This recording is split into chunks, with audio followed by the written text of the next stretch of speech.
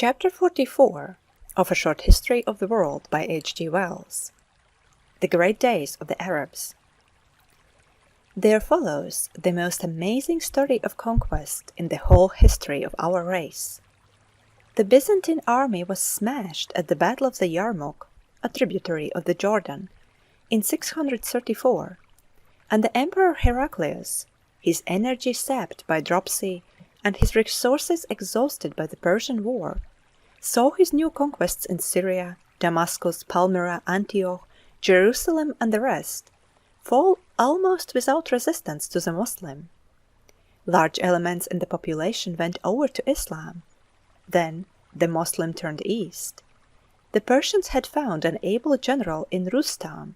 They had a great host with a force of elephants, and for 3 days they fought the Arabs at Qadesiyah, 637, and broke at last in headlong rout. The conquest of all Persia followed, and the Moslem empire pushed far into western Turkestan and eastward until it met the Chinese. Egypt fell almost without resistance to the new conquerors, who, full of a fanatical belief in the sufficiency of the Koran, wiped out the vestiges of the book-copying industry of the Alexandria Library. The tide of conquest poured along the north coast of Africa to the Straits of Gibraltar and Spain.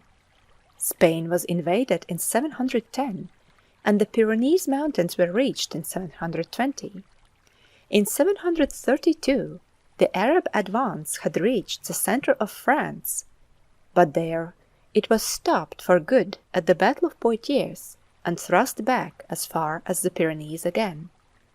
The conquest of Egypt had given the Moslem a fleet, and for a time it looked as though they would take Constantinople. They made repeated sea attacks between 672 and 718, but the great city held out against them.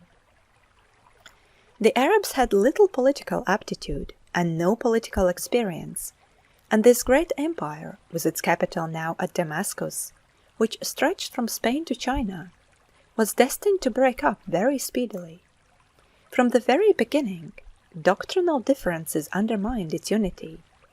But our interest here lies not with the story of its political disintegration, but with its effect upon the human mind and upon the general destinies of our race.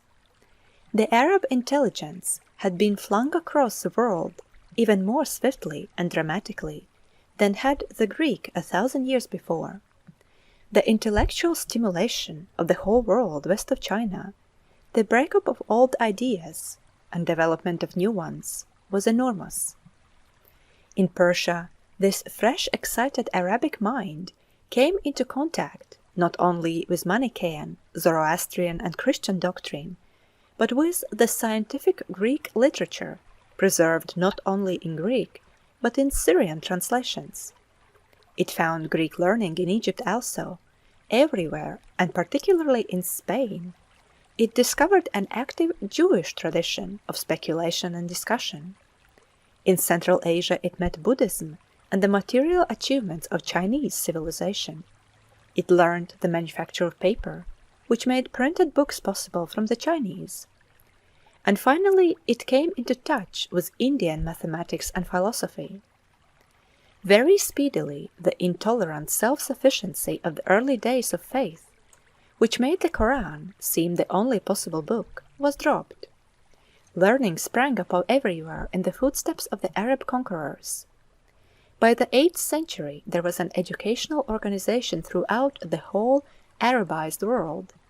In the 9th, learned men in the schools of Cordoba in Spain were corresponding with learned men in Cairo, Baghdad, Bokhara, and Samarkand. The Jewish mind assimilated very readily with the Arab, and for a time the two Semitic races worked together through the medium of Arabic. Long after the political breakup and enfeeblement of the Arabs, this intellectual community of the Arab-speaking world endured. It was still producing very considerable results in the 13th century. So it was that the systematic accumulation and criticism of facts, which was first begun, by the Greeks was resumed in this astonishing renaissance of the Semitic world, the seed of Aristotle and the Museum of Alexandria that had lain so long inactive and neglected now germinated and began to grow towards fruition. Very great advances were made in mathematical, medical, and physical science. The clumsy Roman numerals were ousted by the Arabic figures we use to this day, and the zero sign was first employed. The very name algebra is Arabic. So is the word chemistry. The names of such stars as Algol, Aldebaran, and Boötes preserve the traces of Arab conquests in the sky. Their philosophy was destined to reanimate the medieval philosophy of France and Italy and the whole Christian world. The Arab experimental chemists were called alchemists, and they were still sufficiently barbaric in spirit to keep their methods and results secret as far as possible.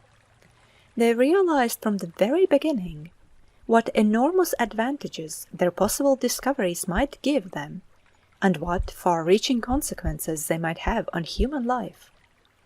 They came upon many metallurgical and technical devices of the utmost value, alloys and dyes, distilling, tinctures and essences, optical glass. But the two chief ends they sought in vain. One was the philosopher's stone, a means of changing the metallic elements one into another, and so getting control of artificial gold, and the other was the elixir vitae, a stimulant that would revivify age and prolong life indefinitely. The crabbed patient experimenting of these Arab alchemists spread into the Christian world. The fascination of their inquiries spread. Very gradually, the activities of these alchemists became more social and cooperative. They found it profitable to exchange and compare ideas. By insensible gradations, the last of the alchemists became the first of the experimental philosophers. The old alchemists sought the philosopher's stone, which was to transmute base metals to gold, and an elixir of immortality. They found the methods of modern experimental science, which promise in the end to give man illimitable power over the world and over his own destiny. End of chapter 44.